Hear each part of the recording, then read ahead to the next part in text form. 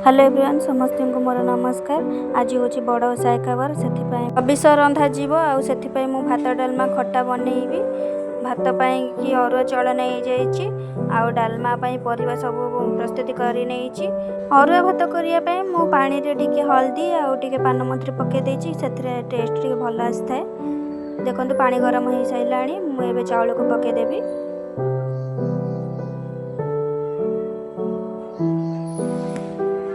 बस आपको घोड़े नवा किसी समय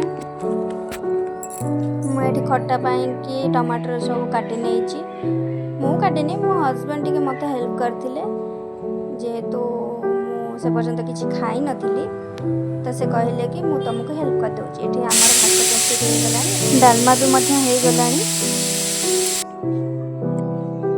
ये आमर घीरे ही डालमा छुंक हम जेहेतु आज किसी तेल जिनस खिया हेनी कौन से तेल ही खिया हेनी से मु घीरे छुंक मारी।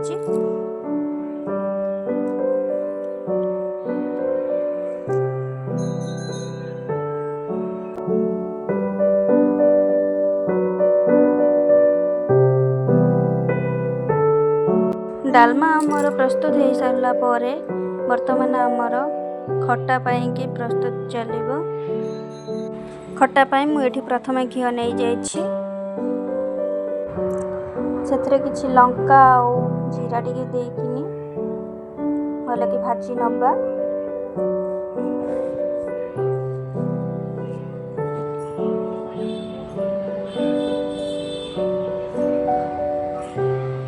जीरा भाजी हो सारा पर मुझे अदा टिके छेचिकी देछि तापर कटा होता टमाटर को ऐड कर देकिनी भल कि गोले नवा से लुण हल्दी गुंड आउ जीरा पाउडर गरम मसला एवं चीनी पान मधुरी देकी भल भाव गोले नवा।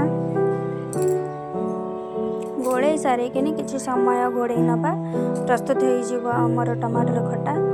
एबे मो भोग पाई बाढ़ी नहीं भात डालमा खट्टा बस ठाकुर पाखे ही प्रसाद लगला आम कि खाई परिबा। एटा मोर प्रथम रेसिपी बड़ ओषार। जदि रेसिपी किसी भूल था मत कमेंट जनइबे।